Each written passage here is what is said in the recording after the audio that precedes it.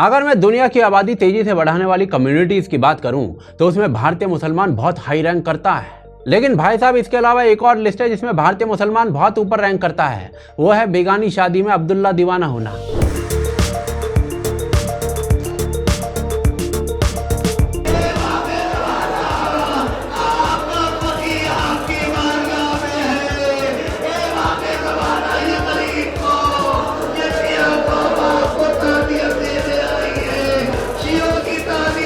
और इस बार तो ये बेगानी शादी भी नहीं थी, इस बार सीधा तेहरान का मामला था। जैसे ही ईरान के सुप्रीम लीडर को मौत पड़ी, भारत में मेल्टडाउन की सुनामी आ गई।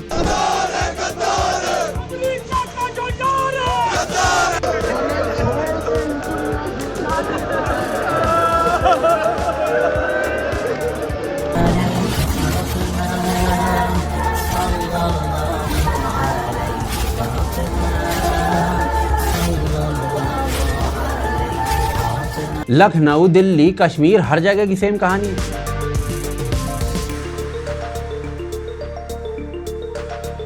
कुछ लोग तो ऐसे रिएक्ट कर रहे थे जैसे उनकी खाला का बेटा मर गया है। ऐसा महसूस होता है कि वो सिर्फ आक़ाए ख़ामेनी की शहादत नहीं है, बल्कि जैसे हमारे सर से हमारे बाप का साया उठ गया हो। हम हरगिज़ कभी ऐसे जुल्म को बर्दाश्त नहीं करेंगे। और कुछ लोग तो कुछ ज्यादा ही होश में आ गए थे, पता नहीं क्या क्या बोले जा रहे थे। कितने अब्दुल कहां से निकाल के कहां पे मारोगे उनके।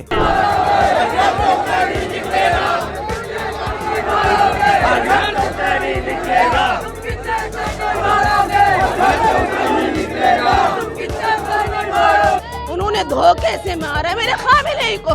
खामिनेई मेरा शेर था, शेर।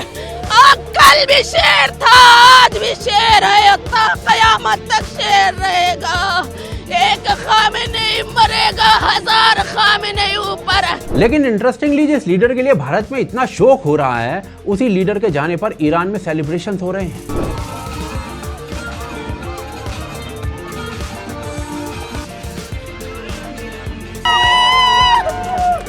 He's dead. How are you feeling? Amazing. Yes, he's dead. Yes, they've confirmed it. How are you feeling? Such a fantastic feeling.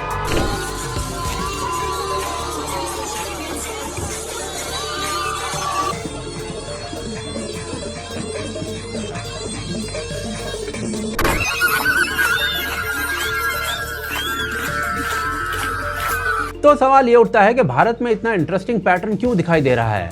क्यों भारत का अब्दुल अपनी छाती पीट रहा है ईरान के एक सुप्रीम लीडर के मारे जाने पर? इस वीडियो को अंत तक देखिए, आपको सब पता चल जाएगा। कल रात अगर आपने फोन उठाया होगा और इंस्टाग्राम को स्क्रॉल किया होगा या फिर ट्विटर खोला होगा, तो आपने एक ही खबर पे दो बिल्कुल अलग अलग दुनिया देखी होंगी। एक दुनिया ईरान के मुसलमानों की थी और दूसरी इंडिया भारत के मुसलमानों की थी। और दोनों का मूड ऐसा था जैसे किसी ने इनका रिमोट उठाकर कहीं दूर फेंक दिया है। ईरान के कुछ शहरों से वीडियो आ रहे थे जहां यंग लोग छतों पर खड़े हुए थे, म्यूजिक बजा रहे थे, लड़कियां ओपनली डांस कर रही थी, पटाखे फोड़े जा रहे थे, और सबसे बड़ी बात, कोई भी लेडी ना बुर्के में नहीं थी।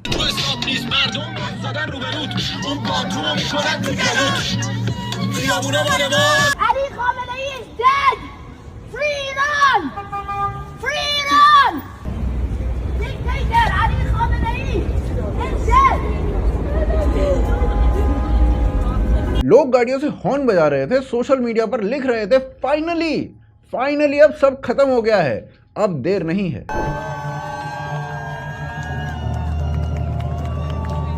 और इधर इंडिया में बिल्कुल इसका उल्टा सीन था। श्रीनगर के लाल चौक में लोग जमा हुए, बडगाम में और बंदीपुरा में लोग मार्च निकालने लगे, और पुलवामा में भाई साहब, पुलवामा में तो काले कपड़े पहनकर लोग बाहर निकल गए। वो भी किसके लिए? खामनेई के लिए। अभी इनसे कोई खामनेई की स्पेलिंग लिखवाने को बोल देना, एक भी नहीं लिख पाएगा पूरी सही।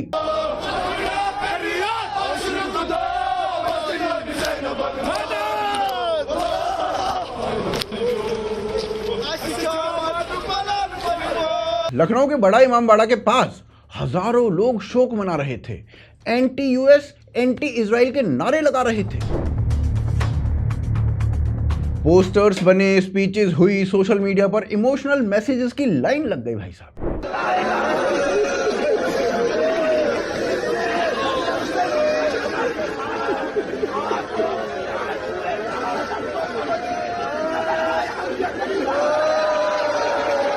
कश्मीर में लगभग 15 लाख लोग हैं जो शिया हैं और माना जाता है कि वहाँ का जो रिलीजियस नेटवर्क है वो स्ट्रांग है और इसीलिए अनाउंसमेंट होते ही लोग जमा होने लग गए।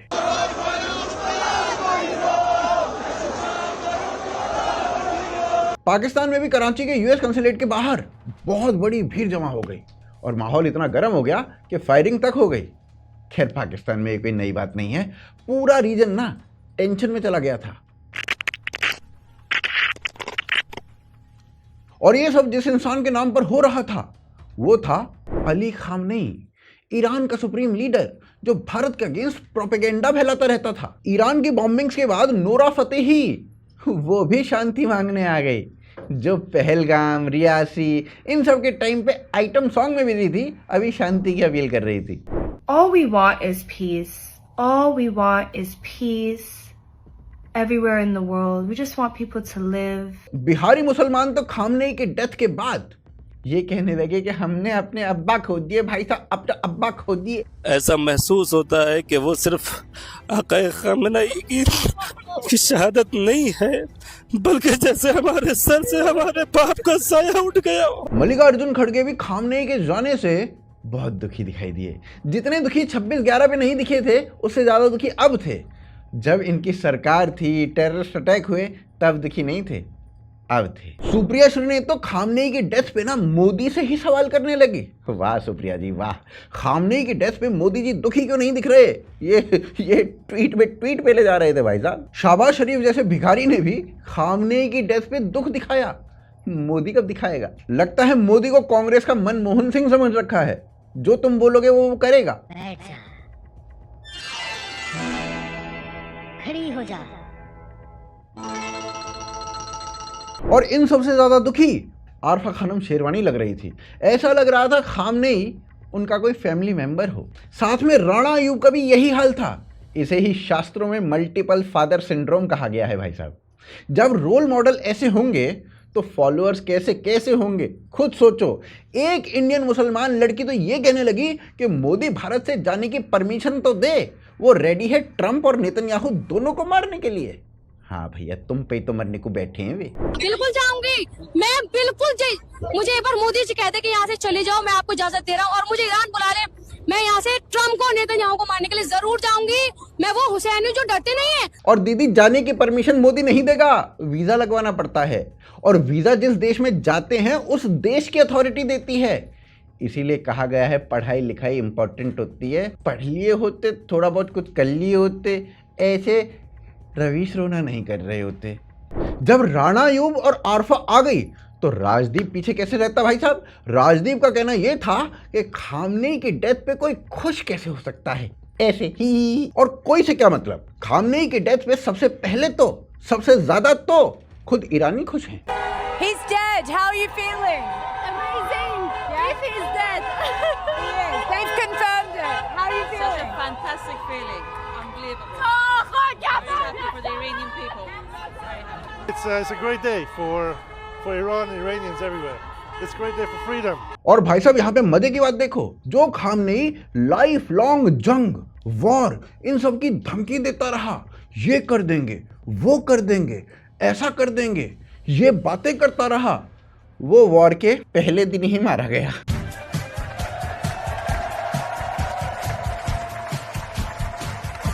और भाई साहब, जिस तरीके से इंडिया में मुसलमान खामनेई की डेथ पे दुखी हो रहे हैं ना, मुझे तो लग रहा है कि अगला खामनेई इंडिया से ही अपॉइंट होएगा। ओबामा ने खामनेई को $1.7 बिलियन दिए थे, बाइडेन ने $16 बिलियन दिए थे खामनेई को, और ट्रंप ने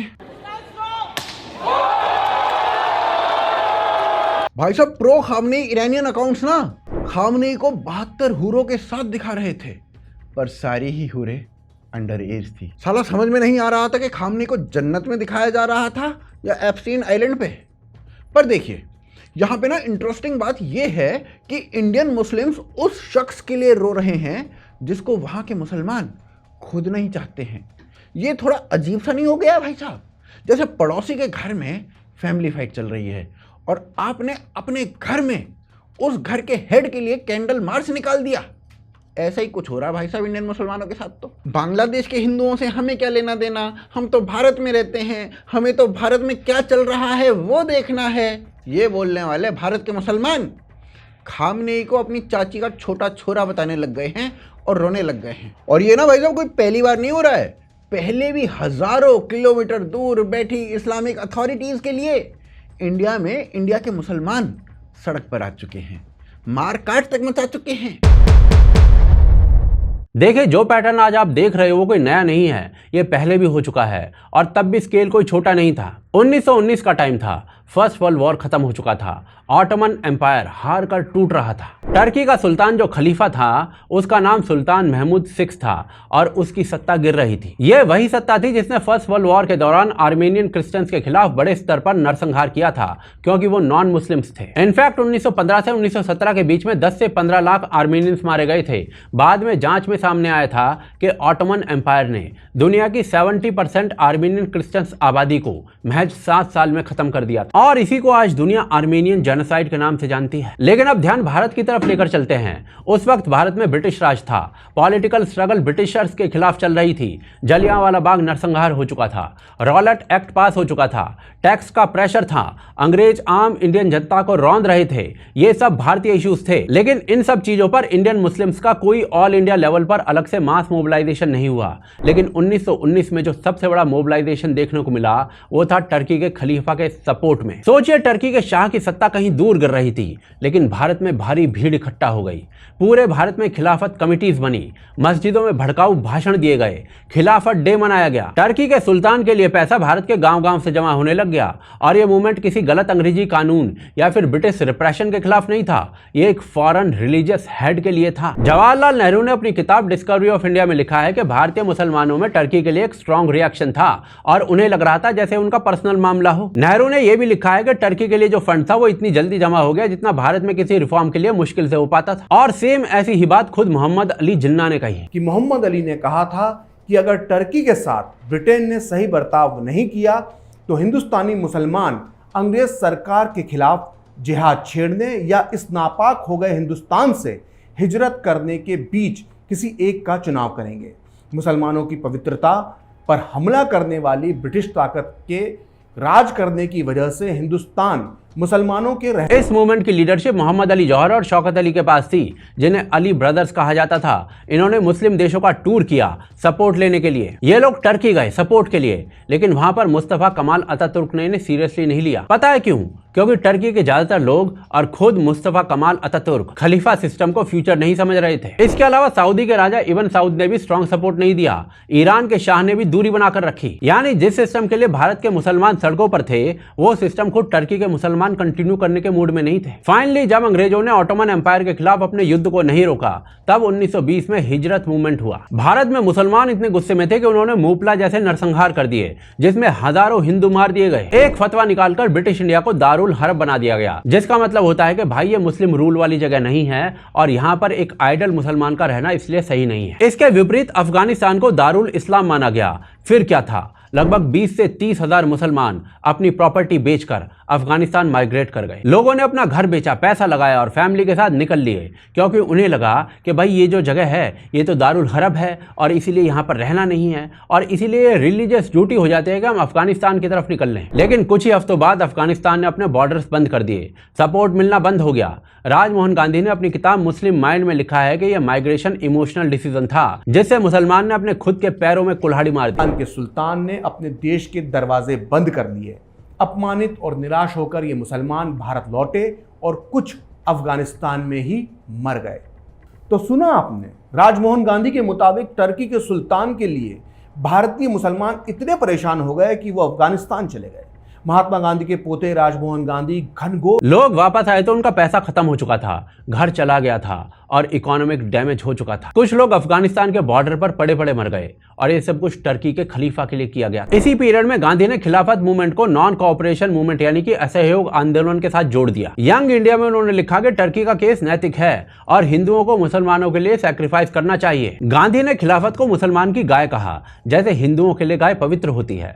ये उनकी पॉलिटिकल स्ट्रेटजी थी। उनका बेसिकली ऐसा कैलकुलेशन था कि अगर दोनों कम्युनिटी साथ आ जाएं तो ब्रिटिशर्स पर दबाव पड़ेगा। वो अलग बात है कि चूरन आंदोलन गांधी जी सिर्फ हिंदू कम्युनिटी के लिए देते थे। Even doctor B.R. अम्बेडकर ने अपनी किताब पाकिस्तान और द पार्टीशन ऑफ इंडिया में क्लियरली लिखा है कि असहयोग आंदोलन का असल ट्रिगर पॉइंट खिलाफत का सपोर्ट। उन्होंने लिखा है कि खिलाफत के दो मेन ऑब्जेक्टिव थे, एक तो खलीफा की कुर्सी बचाना और दूसरा ऑटोमन साम्राज्य की सीमाओं को सुरक्षित रखना, और इनमें से कुछ भी भारत से जुड़ा हुआ नहीं था। अंबेडकर ने यह भी लिखा है कि टर्की के लोग खुद खलीफा को नहीं चाहते थे और डेमोक्रेसी की तरफ, प्रजातंत्र की तरफ बढ़ रहे थे, और ये सच भी था। 1924 में मुस्तफा कमाल अतातुर्क ने ऑफिशियली खलीफा सिस्टम को खत्म कर दिया था और टर्की ने एक सेकुलर मॉडल को अडॉप्ट कर लिया था। यानी कि जिस सिस्टम को बचाने के लिए भारत के अंदर इतना बड़ा आंदोलन खड़ा कर दिया गया, नरसंहार कर दिए गए, टर्की ने उस सिस्टम को खुद ही खत्म कर दिया। और ऐसा सिर्फ टर्की में नहीं हुआ था, फिलिस्तीन ने भी सेम पैटर्न को फॉलो किया था, जहां पर उम्मा की आइडेंटिटी उस पूरे क्षेत्र की आइडेंटिटी से ऊपर जा रही थी। यानी इन बातों से क्या सिद्ध होता है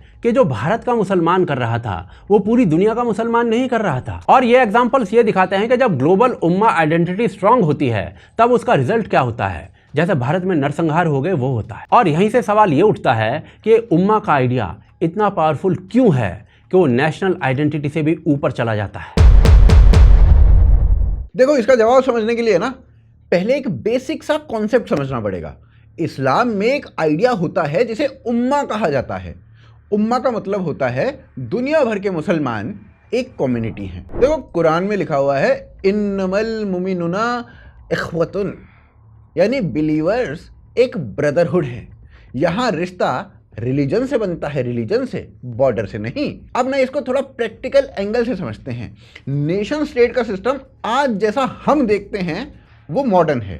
पासपोर्ट, बॉर्डर, कॉन्स्टिट्यूशन, ये सब लास्ट 200-300 सालों में स्ट्रांग हुआ। लेकिन उम्मा का जो कॉन्सेप्ट है ना वो पिछले 1400 साल से चला आ रहा है। इसीलिए जब आइडेंटिटी का सवाल आता है ना तो कुछ स्कॉलर्स ओपनली कहते हैं कि मुसलमान की पहली पहचान इस्लाम है, उसके बाद कहीं जाके नेशनैलिटी आती है। और ये सिर्फ थियरी नहीं है, इस पर क्लियर स्टेटमेंट्स मिलते हैं, और वो भी कोई छोटे मोटे ऐसे ही रैंडम मुसलमान से नहीं, इस्लाम के टॉप स्कॉलर्स से। डॉक्टर जाकिर नायक, उन्होंने कई लेक्चर्स में ये बोला है कि मुसलमान की पहली आइडेंटिटी मुसलमान है, फिर कहीं वो जाके इंडियन या अमेरिकन होता है। Following the commandments of Allah and the Messenger, Prophet Muhammad Sallallahu Alaihi Wasallam, is much more important than following the rules and regulations of the country. Best is to follow both. But if they contradict, Allah Subhanahu wa Ta'ala is not only your creator, He is the creator of your country, He is the creator of your continent, He is the creator of the full world. He is the ultimate boss. No one is above Him. So maybe the constitution of a country or maybe the prime minister of a country may say something, but Allah is the creator of the prime minister and the president of a country also. इस भाई साहब ने तो यहाँ तक कह दिया कि अगर इस्लाम और कंट्री के लॉ में कॉन्फ्लिक्ट आ जाए तो मुसलमान को इस्लाम को फॉलो करना चाहिए, कंट्री के लॉ को नहीं। इसीलिए कुरान पहले, संविधान बाद में। मौलाना मदूदी ने अपनी राइटिंग्स में नेशन स्टेट को ना वेस्टर्न पॉलिटिकल मॉडल बताया। उनके हिसाब से इस्लाम एक कंप्लीट सिस्टम है जो बॉर्डर से लिमिटेड नहीं है। उन्होंने लिखा है कि मुसलमान की लॉयल्टी इस्लामिक सिस्टम के साथ होनी चाहिए, सिर्फ टेरिटोरियल नेशनलिज्म के साथ नहीं। दारुल उलूम देवबंद, इनके कुछ क्लरिक्स ने भी अलग अलग वक्त पर यह कहा है कि शरिया सुप्रीम है। अगर कॉन्स्टिट्यूशन और शरिया इन दोनों में टकराव हो तो शरिया को फॉलो किया जाएगा। और ऐसे ही ना पता नहीं कितने मौलाना हैं जिनकी बातें मीडिया में, इंटरव्यूज में और रिपोर्ट्स में डॉक्यूमेंटेड हैं, जो इसी बात को दोहराते रहते हैं। पहले इस्लाम है, पहले देश। तो सवाल में तो जवाब है। आप बताइए, पहले खुदा या पहले देश? पहले कौन आया? खुदा। पहले किसकी एग्जिस्टेंस है? आप बताइए। God, of course. How can you? And देश है क्या? ये देश कब बना? 1947। उससे पहले क्या था? It was India, but something else very different. British India. उससे पहले क्या था? सो कौन सा देश? 1947 से पहले वाला देश या 1947 के बाद वाला देश? कौन सा देश? और क्या गारंटी जिस देश की आप बात कर रहे हैं, मैं ऐसे बॉर्डर्स पे आपको ले जाऊंगा इंडिया की, कि 1 फीट की दूरी पर आप खड़े हैं या आप खड़े हैं? 1 फीट, 1 कदम रखा आपने पाकिस्तान, 1 कदम इधर रखा इंडिया। अब यहाँ से ना साइकोलॉजी समझ में आती है।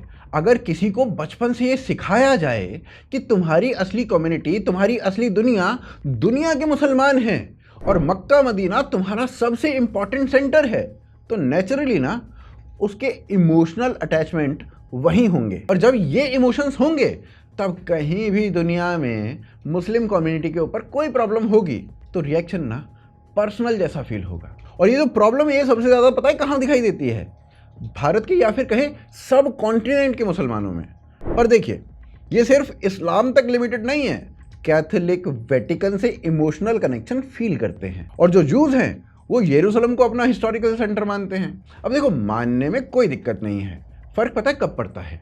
फ़र्क तब पड़ता है जब आप अपने देश के इश्यूज़ को पूरी तरीके से इग्नोर कर देते हो और आपका ये जो रिलीजियस कनेक्शन है ना, वो आपके देश के इश्यूज़ के मुकाबले, वो आपके देश के ही मुकाबले ओवर पार हो जाता है। यहाँ एक बात ना बिल्कुल क्लियर करनी ज़रूरी है।